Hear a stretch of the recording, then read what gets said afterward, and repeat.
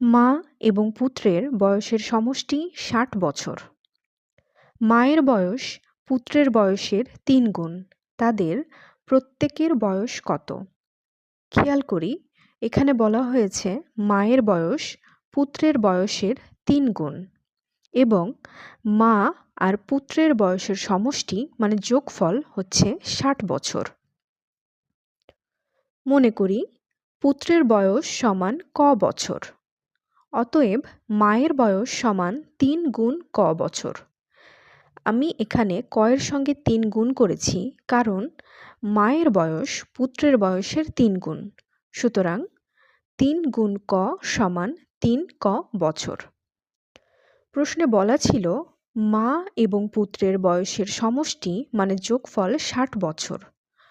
প্রশ্ন মতে ক যোগ ৩ ক সমান ৬০। একটি ক যোগ ৩টি ক সমান ৪টি ক সমান ৬০।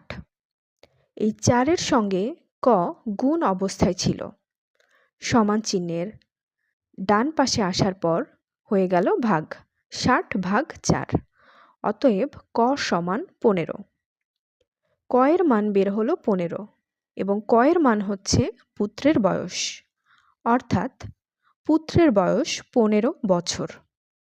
অতএব মায়ের বয়স ১৫ গুণ ৩ বছর। ১৫-র সঙ্গে ৩ গুণ করলাম কারণ মায়ের বয়স ছিল ৩ ক বছর। ৩ ৫ ১৫, হাতে থাকে ১, ৩ একে ৩, ৩-এর সঙ্গে ১ যোগ করলে হয় ৪, ৪৫ বছর। পিতা ও কন্যার বয়সের সমষ্টি ৮০ বছর। পিতার বয়স কন্যার বয়সের ৪ গুণ। তাদের প্রত্যেকের বয়স কত? এই প্রশ্নটিও একই নিয়মে সমাধান করতে হবে।